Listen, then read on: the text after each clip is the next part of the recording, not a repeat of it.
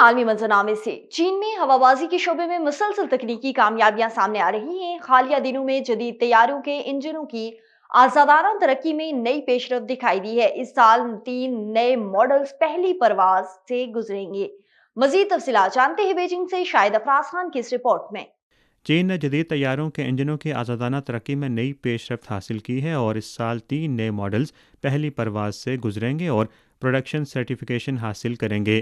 Arrow engine کے 3 نئے model AES 100، AES 20 اور AEP 100 شامل ہیں۔ AES 100 اور AES 20 جدید سول ٹربو شافٹ انجن ہیں جو آزادانہ طور پر چین کی جانب سے تیار کیے گئے ہیں۔ یہ بنیادی طور پر زراعت اور جنگلاتی پلانٹس کے تحفظ، فضائی نگرانی اور ٹریفک کی نگرانی سمیت متعدد شعبوں میں تعینات سول ہیلی کاپٹرز پر استعمال ہوتے ہیں۔ AEP 100 انجن جو 3 سے 10 ٹن کے ٹیک آف وزن والے ڈرونز پر نصب کیا جا سکتا ہے، وہ بھی اس سال اپنی پہلی پرواز سے گزرے گا اور اس کی مجموعی کارکردگی دوسرے ممالک کے تیار کردہ اسی گریڈ کے ایرو انجنوں کے جدید تکنیکی سطحوں پر پورا اتری ہے۔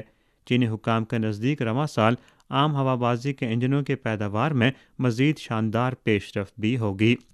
چین کی جانب سے ملک میں جدید طیاروں کے انجنوں کی آزادانہ ترقی ملک میں سائنس دوست رویوں کے ایک اور ثمر ہے۔ Shahid Afraz Khan, A1 T V, Beijing. Donald Trump کی نیٹو کے سیکرٹری جنرل مارک روٹے سے وائٹ ہاؤس میں ملاقات ہوئی۔ امریکی صدر ڈونلڈ ٹرمپ نے کہا ہے کہ امید ہے کہ روس معاہدے پر صحیح کام کرے گا۔ پیوٹن نے امید افزا بیان دیا لیکن یہ مکمل نہیں تھا۔ پیوٹن سے بات کرنا پسند کروں گا لیکن ہمیں جنگ کو تیزی سے ختم کرنا ہوگا۔